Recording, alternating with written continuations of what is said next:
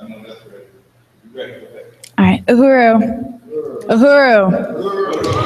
Uhuru, my name is Akila Anai, and I'm the secretary for the local Tampa St. Petersburg International People's Democratic Uhuru Movement branch. And I want to first invite everyone thank you for everyone who came out today. We are going to be talking about further expounding on Black community control of schools and having a few testimonials come in, but also putting the politic on why Black community control of schools is imperative to African students.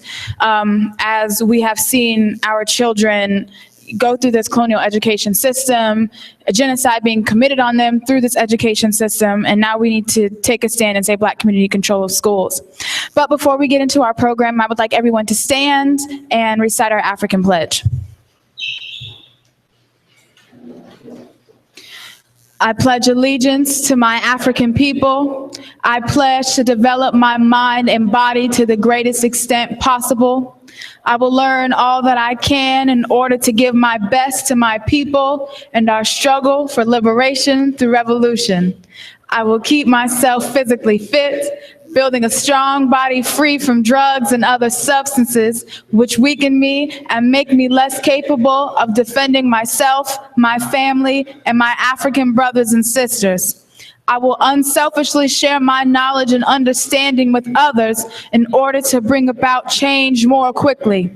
I will discipline myself to direct my energies thoughtfully and constructively rather than wasting time in idle hatred.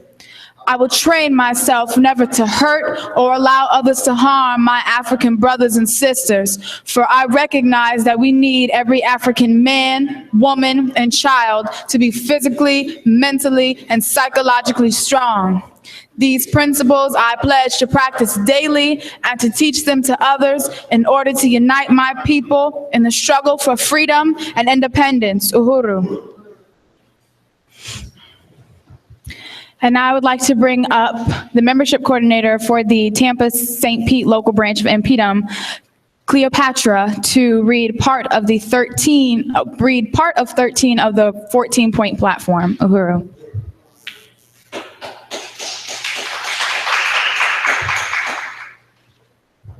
Uhuru. This is part 13 of the 14-point platform, and it states, we believe that our problems with education, from our inability to control our own schools and determine the education of our own children, to the inferior and racist quality education we do receive, are caused by colonialism. And basically that means that all Africans in America are getting a colonial education. Obviously, they're not being taught what they should be taught. They're being taught, to be submissive, to just whitewash history. They're being taught, everything they're being taught is under colonialism. And if you're in a colonial system, and if we're in the system, they can't be getting taught revolutionary education in the first place. So basically, part 13 of the 14-point platform is saying that we're getting a colonial education, and we need Black community control of schools, Black community control of education, and just teaching right now as we're under colonialism until we are liberated as an African nation. Uhuru.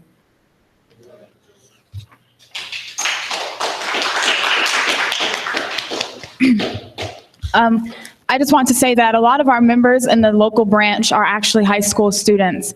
And that's really powerful and important thing to say, because, we go and we're indoctrinated into a colonial education system for 12 to 13 years.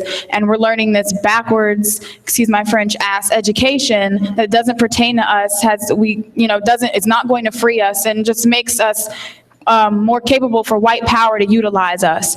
And for these teenagers to go to this school for 12 to 13 years of their lives and then come here and introduce to a movement something completely brand new, and to just absorb all of this political education and to take it out there onto their campuses and then politicize their other students. I just think that's extremely powerful and winning to see that, the future of African liberation, freedom is right here in this room as I speak. These teenagers coming into this organization and really fighting for African people and the struggle for liberation. So I just want to uhuru to that. Uhuru. So I want to get into basically what public school, the education system has taught me as an African, but what it teaches all of us as African people. And I first want to say that we live in a county, St. Petersburg, Pinellas County, is one of the highest failing counties of African students. We see the highest failures in test scores, reading scores, math, anything in Pinellas County. And it's been such a vicious fight for African people within Pinellas County alone, just in regards to this education system. And it's to the point where now they're calling this thing called failure factories, where you have predominantly African schools, and they're calling them failure factories because African people are not necessarily, we're not rising above the steady line that we've been at. And there's no increase, there's not necessarily a decrease, but it's just a line, but it's not a good line, like we're still, failing. And we understand that it's an economic question. We understand it as it's a political question that we have to address, because it's not just school, it's its own separate issue, nothing like that. We understand it as we have to address this as a community, and we're talking about power. And so when you have power in the hands of foreign white people, control over African people and their education, of course you're going to run across contradiction. So, bouncing around from school to school as a colonized subject, I could never find my place. My hair was fried, my hand-me-downs too tight. I sat in a room with white faces, aware that I was not one with them. Settling on an elementary school, Robert E. Lee Elementary School of all schools, having no idea at the time who that man was, or what he was named for, or anything like that. And I would see all these white people stand proudly for a pledge that I knew were words coded in my blood. And I would sit, I'd be ridiculed, and I'd get demerit after demerit. People, go to the office, you can't say the pledge, and you go to the office and sit with the principal, all this kind of stuff. And my dad would be in and out of the office at my defense, because we understand we don't unite with America. We don't unite with this blood-stained country. And so we transitioned to junior high. And I see more African faces, surprisingly. I went to a bunch of different schools, and there were a lot of just white people. And I went to a middle school, and there was predominantly African, but in prison-resembling spaces. I mean, we had like monitors go in, and like fingerprinting scans and police everywhere, and it just looks like a setup of a prison. You look like, that's not a school, that's a jailhouse. Like, where are you taking your kids to? And like I said, armed police walking with intimidating stances, and they got guns on their hips on a junior high school campus. What are you carrying guns for? We're kids. And they have these magnet programs, which are supposed to be these programs that are, like for the gifted children, but really, like when you have predominantly African communities in a predominantly African school, and then you introduce this magnet program, and now you have these white people being bused from suburban areas in their little cushy homes, and they come all the way here to enjoy a program that your black ass can't even get into. Like, they have the best equipment, they have all the updated supplies, they are separated from the school in general, and then now you have this stigma placed on African people, who are, majority of them are in these traditional classes, traditional spaces where the teachers don't care about them. They call them all kinds of names and get away with it. The police are constantly doing check-ins in the classroom, and it's you can see it. It's a huge difference. And African students, even at that age, we notice it, and we feel inferior on our own campus, like something that was ours to begin with. It was supposed to be ours to begin with, and then the whole integration and then putting these magnet programs on our campus has nothing but been a violent attack against African people and African students. So we were separated, poor and working class African students in traditional classes. In short, the classes where the teachers come for the check, the supplies are outdated, the police are checking in, our test scores are low, the work isn't challenging, and the stigmas develop that we're violent, we're stupid, we're only prison bound. And we walk in with our shoulders low, feeling angry and feeling inferior. Then there is the magnet program, the total opposite of our conditions, where white suburban children were bused from their homes to my community to enjoy a program and receive an education that we aren't even afforded. I witnessed a 13-year-old girl thrown to the ground, face pressed in the tile, knee dug into her back by a police officer right in front of my face. I was standing there, and as a 13-year-old myself, I had no power to do anything. I knew it was wrong, and I'm screaming, oh my God, what's going on? Like, why is he doing this? And like, I felt powerless, and I just knew that this African girl should have not, and under any circumstances shouldn't be brutalized like that. And that's only the case when you're talking about African students and you're talking about our schools. We were in middle school. So we fast forward to high school, Gibbs High School, which was one of the first African high schools in this community in Pinellas County. And then the separation of traditional and a magnet program was intensified. Like, you could see it now. And where we were all more aware of the contradiction around us. We didn't know really what to call it, but we knew, like, yo, this is crazy. Like, we could see it now. And that program is called the PCCA program, and it specializes in arts and theater. And it's a curriculum that's obviously designed for white students. And I know, just having been in that program myself, that they put together the entire program for basically, like, these are the plays we're going to be having, these are all the shows we're going to be doing. And majority to all of those plays call for white casting only. And you would only get a select few of African people in those classes anyway, and we'd be dropping out because there was nothing in there for us, and we understood that, like, this program isn't for us. And the best roles we could get, we were playing somebody's mammy or somebody's servant. Like, this is real deal stuff. Like, I sat here and, like, I couldn't get a part in Macbeth. They wanted to do Macbeth. I couldn't get a part in Macbeth because I'm not white. I didn't take place in that time. So, and you had very limited genres for African people. When I first auditioned for the PCCA program, they have this vocal music, and they only do classical music. And not to say that, first of all, African people originated pretty much everything white people have, but classical music isn't something that necessarily I know that a lot of African people are associated with. And I came in there, and I had to choose Amazing Grace I had to choose it as my tryout song. And I had a very soulful audition of Amazing Grace, and they told me that wasn't the voice they were looking for. They weren't looking for my voice, the soulful African voice that I have. They wanted me to be something that I'm not, and a lot of African people aren't, and so these genres are very limited. They don't got no hip hop, no dance courses that are relative to hip hop. They got ballet, contemporary, all this kind of stuff. I'm not saying we're not capable of it, but a lot of that stuff we're not interested in. We don't do that. Like, that's not what we do, and they have very limited to no anything revolved around us. And that's just not to say about Gibbs. That's for any school. Lakewood High School, who has the CAT program, and it was usually a predominantly African community until gentrification, but they have this CAT Center for Advanced Technology program where the majority of the kids in there are white, and the majority of those kids, they get tablets to take home, and where other people have, like, books that are falling apart. And so you see this huge disparity between white people, what they get to have, and what African people get to have on their own damn campus. And meanwhile, terror is inflicted on the other side of campus. While white people are getting to enjoy all of these different things, they don't have the same rules that we have. Apparently, we have a student code of conduct that everybody gets at the beginning of the year, and we have to read it. The parents have to sign off on it, make sure we understand.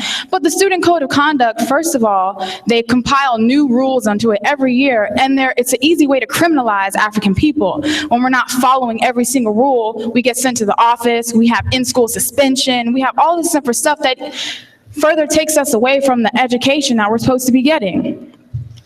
And like I said, terror is inflicted on the other side of campus. Unnecessary rules and regulations established to create criminals out of us. When you're talking about dress code, so now we can't wear stuff that has a quarter-size logo on it. If you do, you're getting sent to the principal's office. You got a rip in your jeans, you're getting sent to the principal's office. You can't wear anything but a polo. You can't be anything but a uniformed prison mate. That's what you got to be. You got to be that, or you get sent to the principal's office. Or if you're tardy, a minute late, they have tardy sweeps where they take all the kids, they lock their doors, and so the kids who aren't in, they sweep them and put them in one big area to be ridiculed because you're late. Like, that's what they have for us. They had that in middle school too, where the troubled kids, they would sit on stage while the rest of us ate lunch, and we would know who got in trouble that day. They're just sitting there. They don't get to eat. They just get to sit us, watch them. That's what we had in middle school. Unlawful searches with canines. We're talking about on Gibbs campus where they didn't alert any parents or anything that they were going to have this search. They told kids that, oh, it's a lockdown, you know, for your safety, everybody round up, get together. And they did all of that to bring canines into the building and search your children, and you having no clue about it. You had no idea. No parents to this day are completely shocked that there were dogs on their children. Like, we know how aggressive police we know police and police dogs and how aggressive they are towards African people, and to have that with no information out whatsoever on these students. So unlawful searches, no one is notified, no parents are contacted. And so it's 12 to 13 years of colonial education, indoctrinating African people into a system where we'll work and produce for a system that kills and kills and kills us. We've worked with the reformist call for integration, and since then have seen the most violence, the most failure of African students. But African people without power is our problem. Colonialism and white power is our problem. We can go hand to hand with white power when we have black power and black community control of schools. We can't do that when we're asking to just be included in their spaces. And can I please have a class with this person that clearly hates me, has nothing to do with me, and can get away with impunity, mock me, pull my hair, all this kind of stuff. I don't want to be in a classroom with that person. I want nothing to do with that person. I want a curriculum that's designed for me, that relates to me, because everything I see, you teach me that Columbus, a genocidal warmonger, is a hero. You're teaching me that George Washington, somebody who had people, my people as his slaves, as my hero. And you got me teaching all these neo-colonial forces or people that I should be looking up to and aspiring to be, who give out and sell out the people, the petty bourgeoisie. I want nothing to do with that. I want a curriculum that talks about Chairman Omali Yeshitela. I want a curriculum that talks about the African People's Socialist Party. I want a curriculum that's going to teach me how to be free. That's a curriculum that I want, and I don't think that's too much to ask. But I'm not asking white people to give it to me. I'm saying I'm going to take it. I'm saying black community control of schools.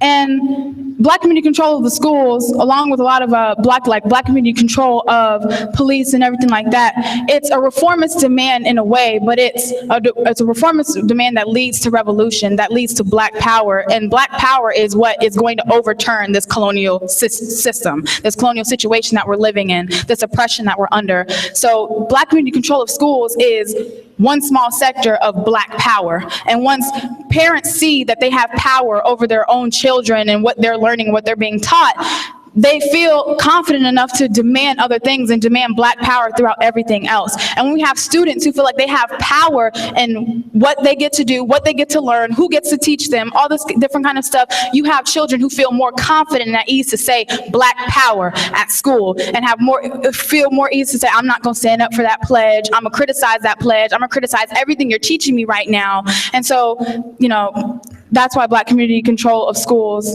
is a very important demand that we all need to be making.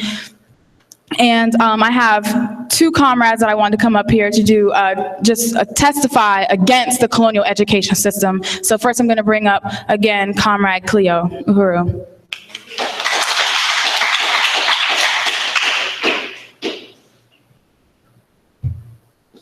Uhuru. I didn't know I was going to be speaking on this, but a testimony against colonial education that I've experienced, like, oh my God, like I'll just talk about my high school experience for one. Like, it's so much from elementary school all the way up until now. I'll address high school, just that I've experienced here in the past, a year and a half, 2 years I've been living here. It's ridiculous. Like, just like how she said she went to Gibbs, I also go to Gibbs, where they have this PCCA program. It's supposed to be like, an arts program, but everyone clearly sees what it is on the campus. They have 3 or 4 separate buildings that are, all up to date, nice. They keep that clean. All the bathrooms are like top notch. And meanwhile, directly on the left side, where all the Africans reside, the traditional kids, but it's the Africans. We have, like the shitty bathrooms. It's just a clear divide between the school in general. And like she said, the program, it's not for us. I think there's a handful of Africans still in the program because they see and realize that, hey, this program isn't for me. This is just so my principal can say that our school's mixed and integrated, and oh, look how well our school is doing. But it's not for Africans. Like, a lot of my African friends that I have on campus were once in PCCA and realized that it's not for them because they kept getting slave roles. They kept getting, background. Like, they're supposed to be actors and they're supposed to be like performers, but yet they're getting roles in the back, like rolling the curtains. So they saw it wasn't for them. They say they can't sing their soul music. We can't, sing how we want to. It's under a certain, rules and set of instructions and everything like that. And even with me not being in the PCCA program, I experienced all kinds of problems there.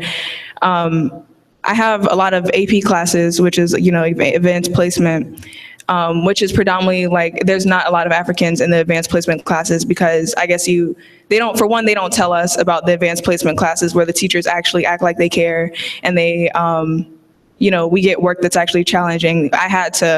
In order to get these classes, I had to physically go to the office, tell them I want AP classes, like this is what I want. And then go through hell, just to get the classes in general. And then I was put in one class, like a new class they were testing out called AP Capstone.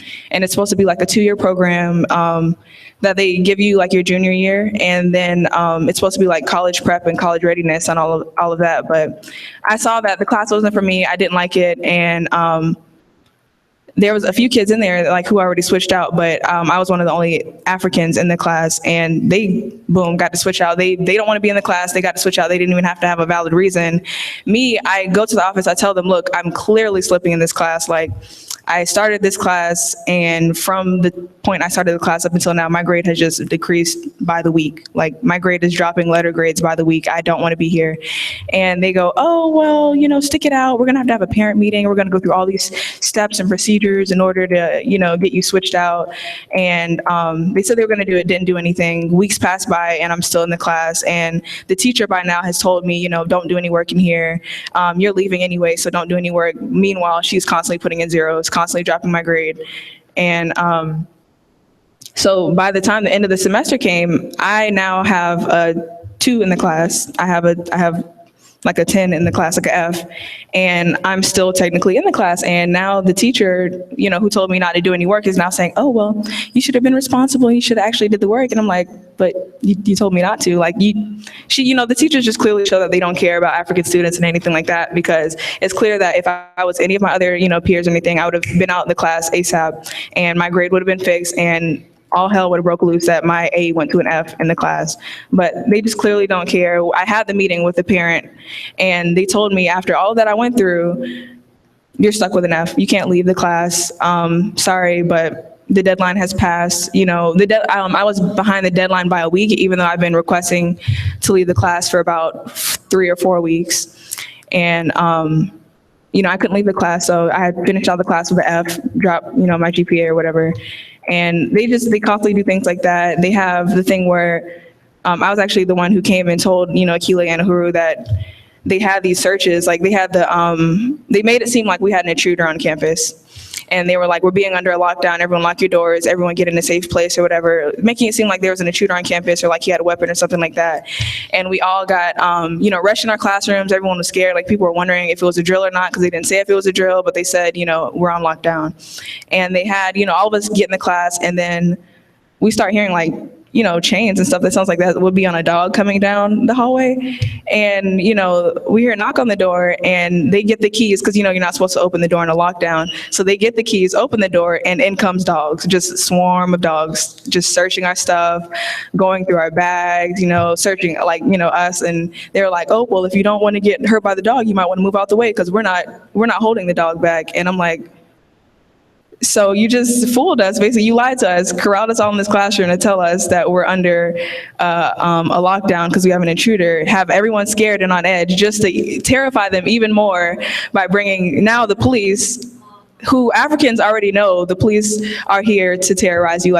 You and the police don't go together. for one. So you're already bringing these police inside of the classroom, but now they have dogs and they already have weapons. So we're used to seeing guns and tasers and mace on them and all of that. We're used to that. But now we even have dogs and stuff in here searching all of our things and just terrorizing us. And this is a normal thing. Like even in middle school, like when I was living in Georgia, I got desensitized to seeing police beat up kids. Like it was normal to me. And I had to remember that, hey, this isn't normal. The police can't just come and beat you because you get into a fight or something like that. Like in Georgia, they had it to the point where like kids were now scared to even talk to a teacher sideways, because if we call campus police in there, you're most likely going to leave with a broken arm. Something is going to be messed up on you, because we had this one officer, they would like nickname like the sumo wrestler or something like that, because he will come in, pick you up, throw you against the wall, then slam you on the ground, and he has a habit of stomping you in the back. So, and that was just like, that's everyday life for African students in this colonial education system that's clearly not for them. And it's normal. Well, it's not normal, but a lot of Africans see it as normal, and that's why we have to change the narrative and push Black community control of schools to let, kids like me, like when I was saying I thought that this was normal, like kids know this isn't normal. Like you should have some kind of power and some kind of say in your own classroom and school setting. So I don't know, that's why I push Black community control of schools, so uhura.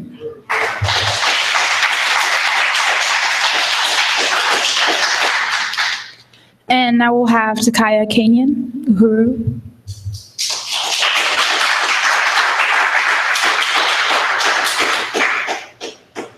Uhuru, everybody. I just wanted to say that I always get choked up when I get up here, sorry. In this, I don't know what I'm trying to say. Being in this school system is really difficult. Trying to, am I being, I'm good? Okay. Being in the school system, it's really difficult to sit in class every day and take in the information that they're trying to teach us, knowing it doesn't relate to us at all. So the reason why my grades have dropped and stuff like that is not because I'm trying. It's not because I'm not trying. It's because it's no use for me. So it's like, why learn it if I'm never going to use this, or if this doesn't help me at all? And for example, I've been placed in a reading class that I don't need, and I've been in this classroom the entire year. Mind you, we're supposed to get taught how to read, taught how to comprehend, and everything else that comes with reading. We haven't picked up a book to read yet. So it's a reading class, and I don't understand that, but we all know where that comes from and what that is. Also, I had an incident in class, in my math class. This was it was my trigonometry class, and he's a white teacher. He has mixed kids, and his wife is from Africa. So he thinks he has like knowledge of like us and our history and things like that. And so he was having a conversation with another African in my class, and he was talking about stuff, and I can't remember for the life of me what he said, but I wasn't in the conversation, but I overheard it, and I was just like, I was like, I'm not going to sit here and let you get away with saying something like that. And so I butted in, and then the argument it got really heated, and so I was like, I'm done. I don't want to talk about it anymore. I was like, just let me do my work so I can just do it. And then he kept like I can't think of the word, like pursuing the conversation, I guess. He kept trying to get at me. I'm like, I don't want to talk about it. So it got really heated. Speak up. It got, what? Oh, okay. So the conversation, it got really heated and stuff. There was banging on desks and stuff like that.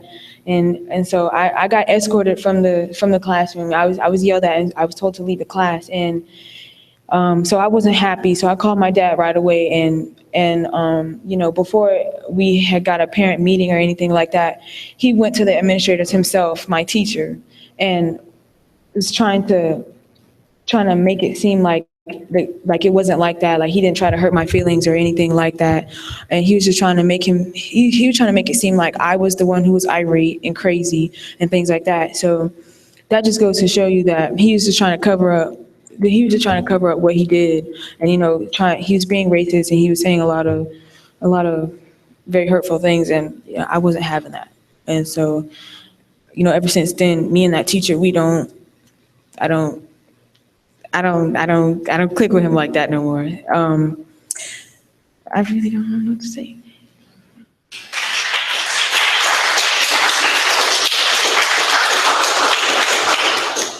Uhuru, I want to thank you both for those testimonies. Those were extremely powerful, and it just exhibits all of the different reasons of why we need Black community control of schools. Like, we can't continue to let this happen. We can't have people just releasing dogs on our children and kicking our children out of class and letting them get away with saying things, that affect us. They really do affect us and make us emotional, and then kick us out of class, as if we were the ones who started the problem. So I just thought that was really powerful. And like I said, and just going back to, how extremely winning it is to see young African students, after being in a situation for this long and still are going through it, because like both of you, it's your senior year coming up. So you got one more year that's hell. And it's just, seeing you guys still, doing this because you have to, but coming back and being able to not only politicize yourself, but going back onto your campus and politicizing other people. Because like, you may have not have knew it, but Takaya, when you were on that campus and you were going off on that teacher, Africans heard you, and they said, she got some answers that I don't have, and so I need to look to her when she's saying something, or when things are going down and I need questions and I don't know who to turn to. They look to you for leadership, because now they know. And they've heard Cleo on many occasions, like Cleo's not liberal in her class. When something happens, goes down, she's like, no, that's wrong. No, that's wrong. And people on that campus are already looking at her as leadership. When something twisted comes out of somebody's mouth, they go, Cleo, what you got to say on that? Like, because she's leadership, and like, it's something that we don't even realize we're doing, but we are mobilizing the masses when we're in those classes, and we're resisting the narrative that those teachers and the education, everything that's being taught to us. So, yes, Uhuru to that. Uhuru.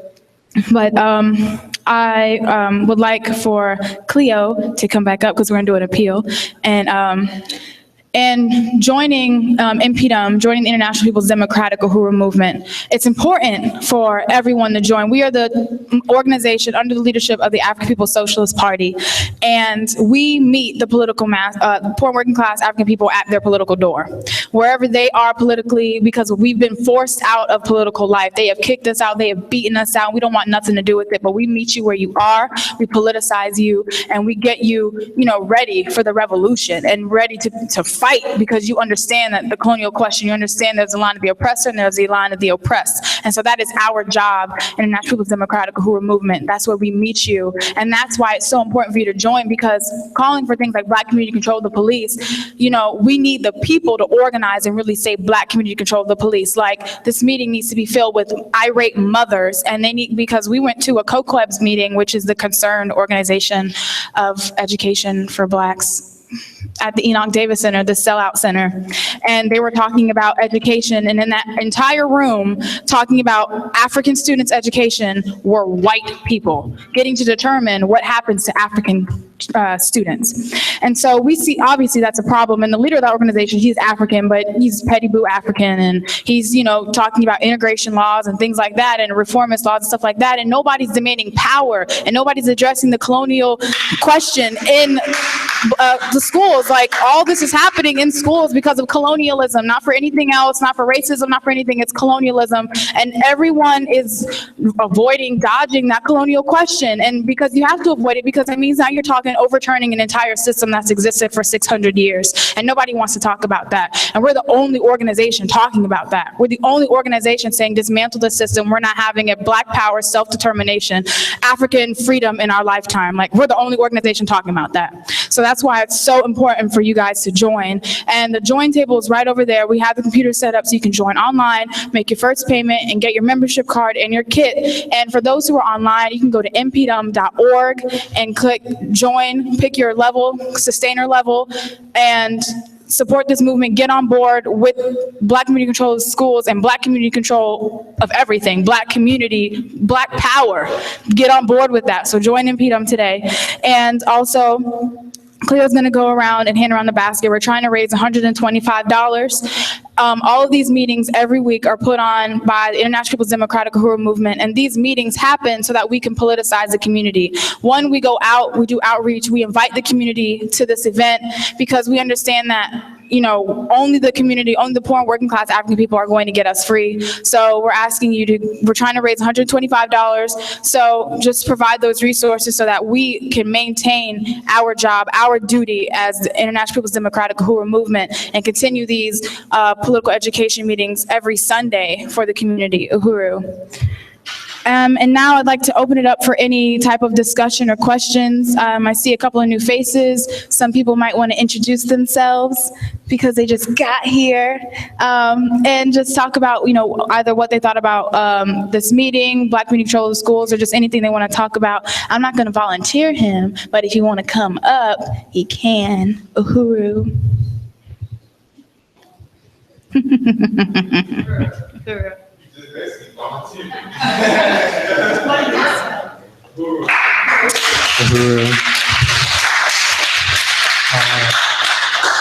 Uhuru, comrades. I just want to appreciate everyone for coming out and for welcoming me to the movement. It's been really great thus far.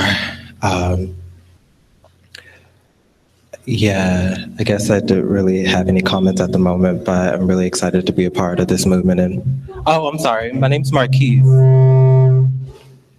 There we go. My name is Marquise. I am working in the office of the chair as Chairman Amalia Chatella's administrative assistant.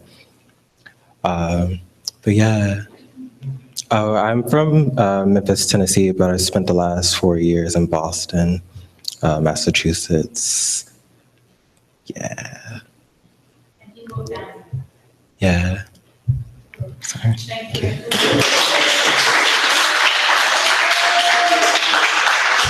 We got to put the new ones on the spot like that. I'm sorry. That's our hazing right there. That's what we do. Okay. Anyone want to come up, offer any type of discussion or any questions they wanted to ask? I do have a question.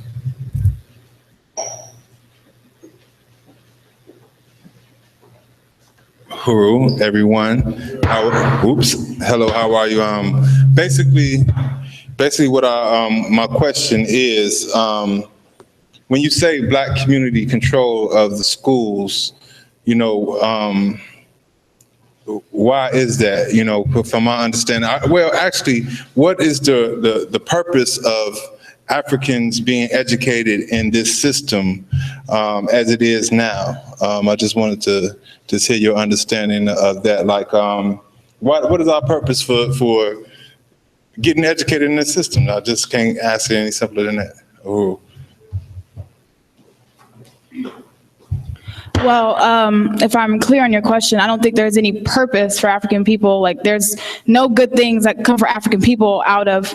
Well, let me clarify. Yeah. The ruling classes use. Oh, okay, I see. Okay, yes. Well, I mean, the ruling class for 600 years has benefited off of African people, the work that we do, our intelligence, everything that we've ever provided for to even being able to wash their ass. Like, that's what African people have provided for them. And so being indoctrinated into the colonial education system just builds us to become better workers for them. Everything we learn how to do is so that we can provide for white people and white power and to sustain the status quo. So that's the purpose that we serve, and that's why we have to completely detach ourselves from it and create something of our own, something that we have total power over, because we're just commodities. We're being used for white people and white people's benefit. Uhuru. I had one more thing that I did slip my mind. Uhuru. Any other questions?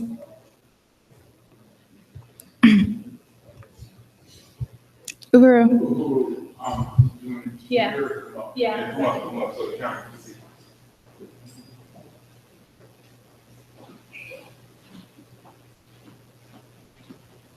Uhuru, I want to salute all the comrades who came out and spoke from Gibbs High School. My name is Jamie, and I'm a member of the Uhuru Solidarity Movement. We work under the leadership of the African People's Socialist Party to win reparations from the white community and solidarity from other white people for African liberation. I attended Gibbs High School in Pinellas County Center for the Arts and feel a deep sense of responsibility to expose that organization for what it is. And it's a colonial instrument. It always has been. It's been very open about that. And back before the days of so-called choice, there were actual caps on the number of African people that could be in that program. It was capped at 10%. They would not allow more than 10% of the students to be African. And I just am really moved by the stories of Cleo and the other comrades who came out to share their experiences at Gibbs High School, because it is a historically African high school that used to show, affection even under oppression. It was a safe haven, and this system destroyed that for the African population here. And I benefited from that personally in my life. PCCA for me was a great experience. It was a great white bubble to be creative and express yourself and inflate your sense of self-importance and all that. And we owe reparations. We owe reparations for that.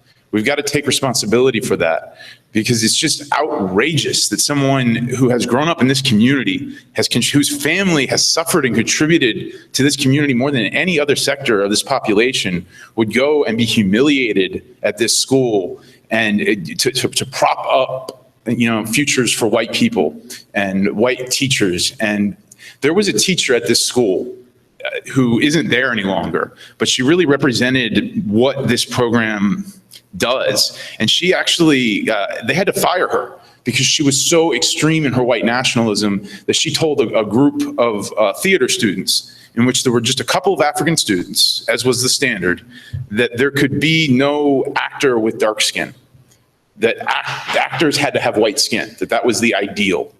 And she wound up being fired because she was found to be drunk on the job, because she was getting too drunk on the job to hide how profoundly white nationalist she was and how profoundly white nationalist that entire program is.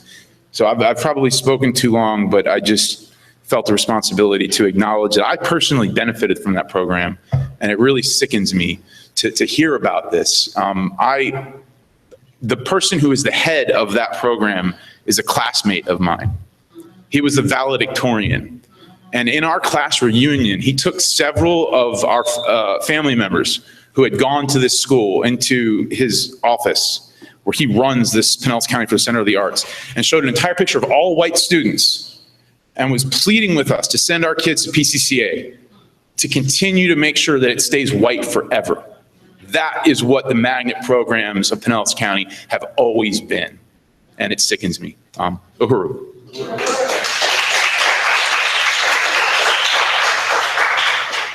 Anyone else have any comments or anything on the presentation? Uhuru.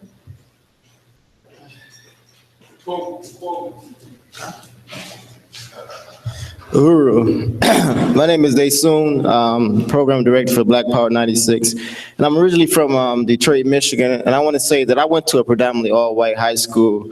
And when I was in high school, I didn't have these tools and this understanding of what was going on. I always felt like something was wrong, and the way that I was treated, something was wrong with it.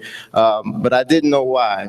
I just want to speak to how important it is, that you've been in high school and the other comrades that are still in high school, how important it is to have an understanding of these things and what it can mean when you're in school and having those weapons when stuff is constantly coming at you. So I just want to speak to how I appreciate this study and what's being said today, and it's really important. So, Uhuru.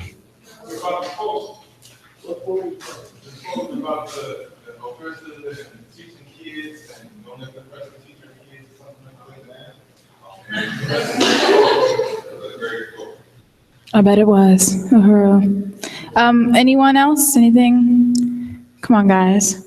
I see 2 new faces. You gotta come up. Yeah, thank you.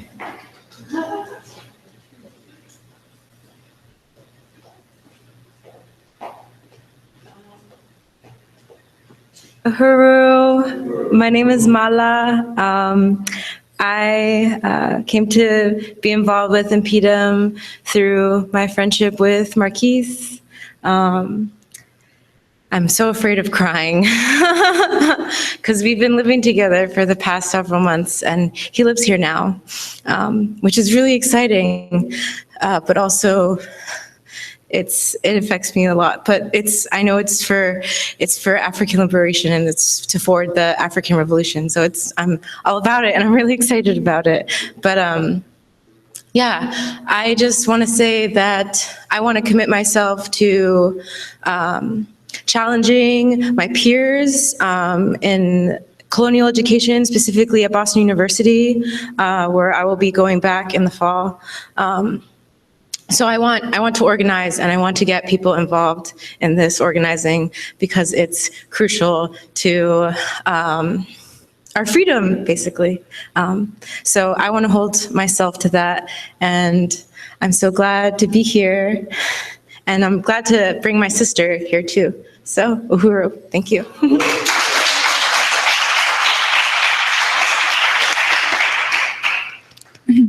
Oh, wait, I think we got one more person. Oh, there he comes, Uhuru.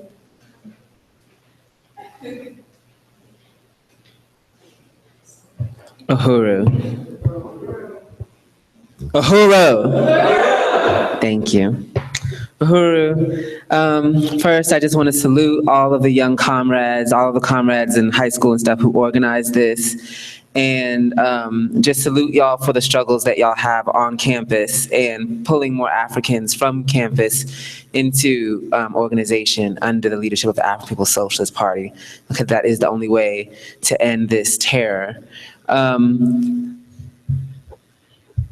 Recently, we went to the Enoch Davis Center where they were discussing, the school system, and it was just really annoying to sit there and see all these African adults and white adults just talking in a circle. The kids are failing, but are they really? How we're gonna make them succeed, and how we're gonna do this, and all this kind of stuff. And it was just nobody touched the basis that, before we met this system, we were educating our children just fine. Before we met this system, before this system attacked us, our children were developing just fine. Our children were free. No one is speaking out to that. No one is raising that. No one was raising the question of, we don't have to deal with this, y'all. We can educate our own kids. We can take our kids out of this. It was almost as oppressed people that we've got this power taken from us for so long that we don't even think that there is a revolutionary demand. Yes, it is revolutionary, but it's sad that that's called a revolutionary demand, that you want to educate your own kids. That you want your kids to be educated under a political stance and ideology that's going to benefit them. That's revolutionary. It's the same thing as saying clean water. Wanting clean water is revolutionary. It's this is the kind of stuff, but this is how bad capitalism has gotten. This is how bad white nationalism has gotten, that it has oppressed us this far that we don't even see it. Our kids in these schools, your kids are being beat by the police, being mentally abused by the teachers, being sniffed down by dogs, being pushed into the prison system. And you're sitting here thinking and saying, oh, we need new teachers. Or parents need to be more involved. Well, your parents not more involved because more than half the time, your father's in jail from this colonial system, and your mother's working her ass off just so you can have some clothes to wear to school. She can barely feed you, but they're supposed to be more involved. How? When we're all tied into this so deeply. And it's just the only way is Black community control of the schools, is the Black community taking control of their own damn kids, our own darn children, and stop putting them into these, they call them the failure factories. It's the neo-colonial factories. They take them and they say, who is going to be best at dressing like white people, talking like white people, acting like white people for these white jobs? Everyone else, put them in prison. And they just select a few and push everyone else into prison. And, the Uhuru movement was there at the Enoch Davis Center, and we raised these questions we are under occupation. The African community is under occupation, military occupation, and we see the schools as a form of that. It definitely is a form of that. And then in those schools, you have these police officers who are beating our children, arresting our kids, macing our kids, sicking dogs on our kids. And these are like children. These are children, and you're here talking about their test scores? Like, after somebody says they sicked a dog on my kid, like, I'm sorry, I don't give a dang about no test score. I want my kid to survive this hell I just put them in or take them out of it. So I'm just really, I want to salute everyone for coming out. And I want to salute, us for pushing the agenda of Black community control of the schools, because it is definitely, definitely needed. We need to gain control of this, of our children, and also raise them under African internationalism, understanding that they're not African American, they're not Black, they're Africans. They're Africans who are colonial subjects and need to organize to overthrow this. Only then will they start being interested in what is, learning algebra and all this other kind of stuff, and learning how great white people discovered this and white man invented this. What does that mean to an African that's going to go home to an empty fridge? Like, what does that mean to him?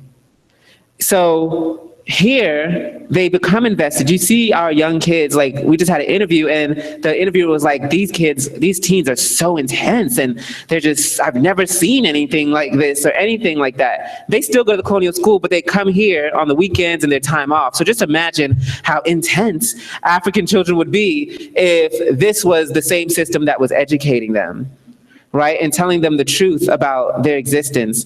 I remember I was in a private school, and there was this new, like, all Black private school, like, in Atlanta, and I wanted to go there. I just wanted to go there because I wanted to be around just more African people. Just something, as a kid, you just want to be around people that look like you, kind of thing.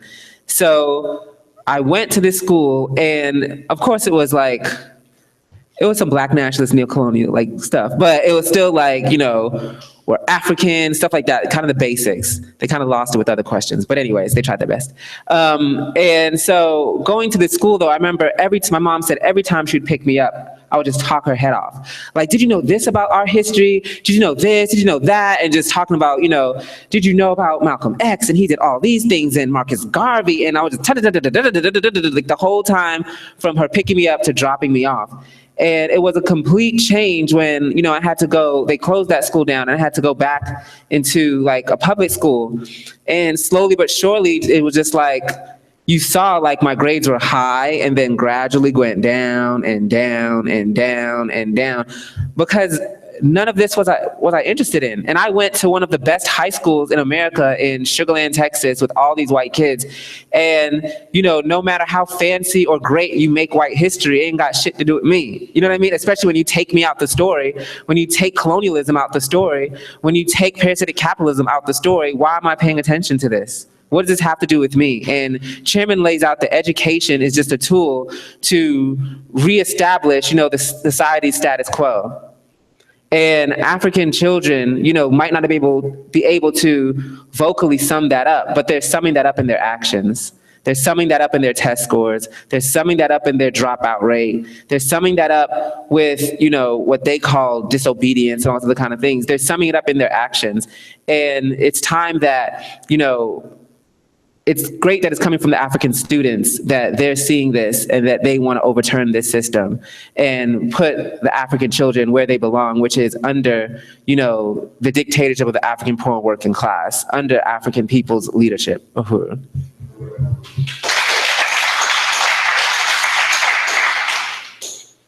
Uhuru. I really want to appreciate that, President of the local InPDUM branch, Ghazi Uhuru. Thank you.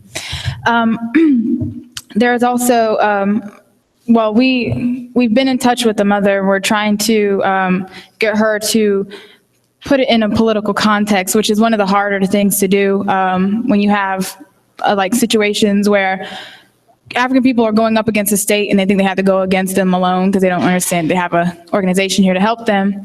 But she was telling us the story about how her son, he goes to actually the middle school I went to, Bay Point, and they have this program. They changed the name, but it was like ABC, which is in-school suspension.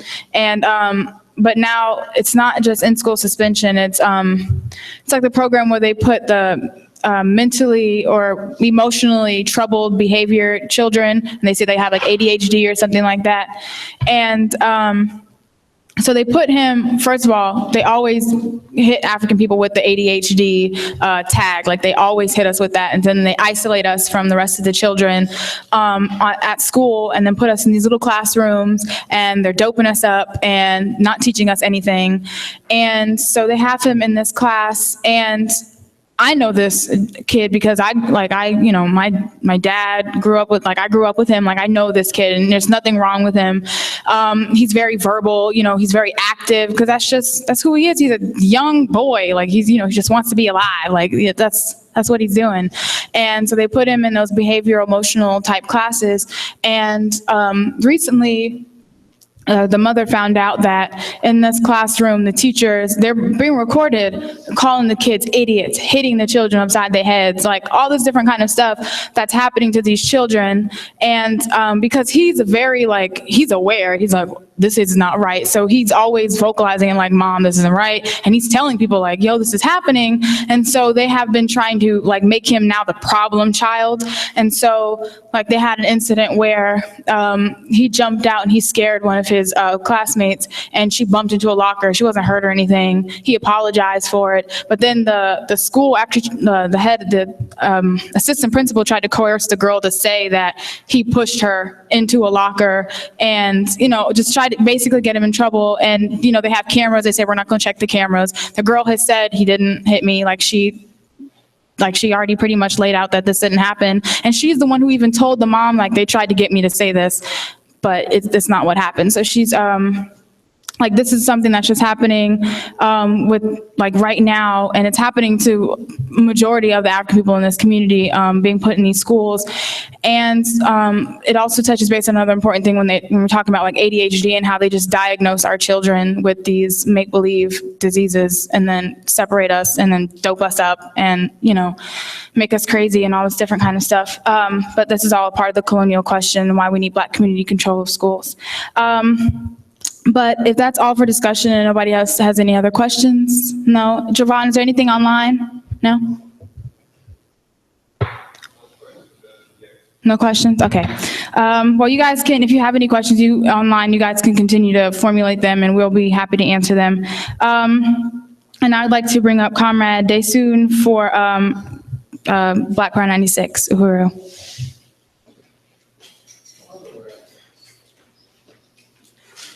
Uhuru. Oh, and the quote was, "Powerful people cannot afford to educate the people that they oppress." All right. So right now, I'm going to talk a little bit about Black Power 96. 90% of the media is controlled by 6 giant corporations. Black Power 96 is our own media station. Right now, Black Power 96 is still in its fundraising and building stage. So we're calling on people to donate to Take Banks, save $96 for 96 days, and send that in to us to help build the station. You can go over to the table, sign up to get a bank. You can go online to blackpower96.org, sign up to take a bank.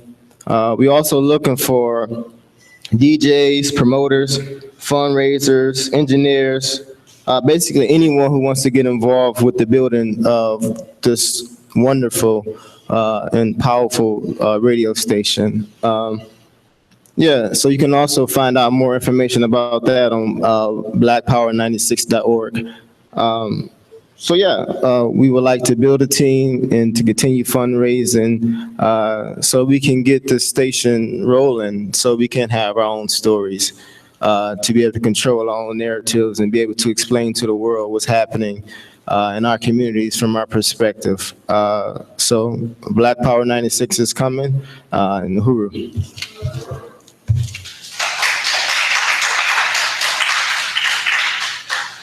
Black community control the narrative in form of Black Power 96, Uhuru, which is also another extremely important thing, a dual and contending power with the narrative of white power. Black Power 96 is very important for you guys to get signed up, you guys to get your bank to raise $96 in 96 days, and to really get this a radio station popping, because it's not just our radio station, St. Petersburg Africans in the city. It's like, it's every African around the world who we can touch. That's their radio station, and you have to own this radio station. So make sure you're going to blackpower96.org, donating, clicking on to sign a bank, and clicking on to join that team as well.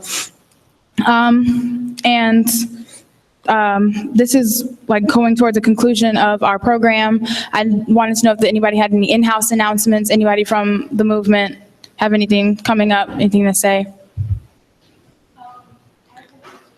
Oh, yeah.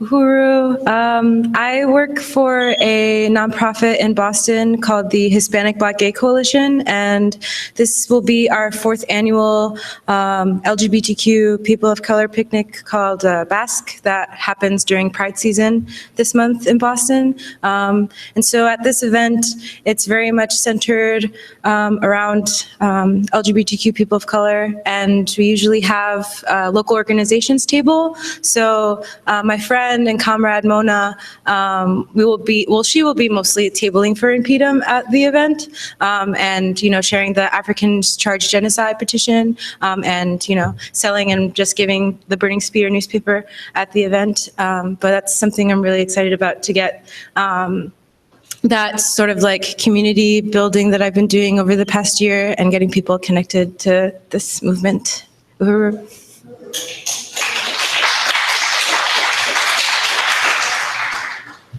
Uhuru, Shango.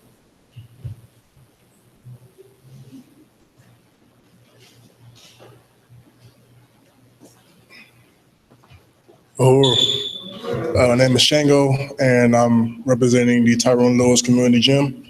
I want everybody let everybody know, come on out, get a workout in. The intensive is right around the corner, so you might want to get on it, because it's not going to be easy. Talking to you, Jesse, Janice. Just let you know. Oh, and G, talking to you too. So come on out, come get a workout. A membership is $25 a month, or if you don't want to pay the whole month, it's $10 for a week or $5 for a day. So we also have smoothies, and we'll give you a free workout if you I'll give you a free workout if you don't have anything to do. Well, not the workout, I mean like the actual routine itself. So yeah. It's painful.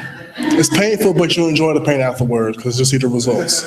So that's all I wanted, and uhuru.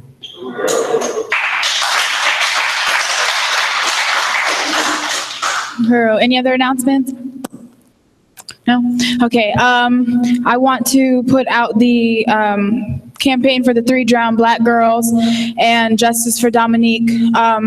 It's very important that we all take a stance with this campaign. If you haven't heard about it, 3 African teenage girls were murdered by the Pinellas County Sheriff's Department, and they put out this vicious narrative out here where they told all these different kinds of lies, and then they blamed the parents for that, and they blamed the girls, they called them criminals, and they put a car over the lives of 3 African children. So we, as the Uhuru movement, have taken on this campaign, and we have a list of demands. We demand Black community control of the police, we demand reparations to the families, and we demand the immediate resignation of Sheriff Bob Coward Skaggs, which is one of the sheriffs that was responsible for murdering the girls, T-boning the back of the car and pushing them into the pond, and we say that very confidently. But it's very important that you get involved with this campaign. If you want, you can also sign up at the InPDUM table to join this campaign. And to donate to this campaign, go to justicefordominique.com, and it's a GoFundMe, and just give however much you can. We're hitting these streets every other day in the week, and we have a schedule set up. If you want that schedule, you can also go to the InPDUM table where we meet Monday, Wednesdays, and Saturdays to do drops, 4 to 7 Monday and Wednesday, and on Saturday it's from 9 to 12 a.m. And we go out in the communities and we carry around the drop flyer. Oh, Cleo, can you grab me a drop flyer? Sorry. But we hand around these flyers and we put them on every door, every car. We give them to everybody we see. It's this fold out flyer where we just lay out Sheriff Bob, we lay out the car and we put the 3 girls in the front, and then we have all the information about the campaign, our demands, and all the lies that were told about the girls and their parents and everything like that. So it's extremely important for everyone to get involved with this campaign, and we don't want to just make it local, we want it worldwide. So you need to take this campaign back to Boston, and this is something that needs to be on that table at that event, and it needs to go around the world. Like, we're talking Sweden, we're talking in London, we're talking on the continent of Africa itself. This is something that every African person needs to be saying, that 3 girls were murdered. The Pinellas County sheriffs are guilty, and these are the demands that need to be on the lips of African people everywhere. So get involved with this campaign, and like I said, go to justice4dominique.com and donate, donate, donate. White people pay reparations. These are stolen Black lives. 3 more stolen Black lives. Uhuru. If there's nothing else, nothing? All right. I want to appreciate everyone for coming out today. I want to appreciate everyone who's tuning in online right now. Demand Black community control of the police, schools, that too, police too. But of all, demand Black power for African people, because that is what we are after. We are looking for the liberation, the total liberation, self-determination for African people, not just here. We're talking worldwide. Uhuru.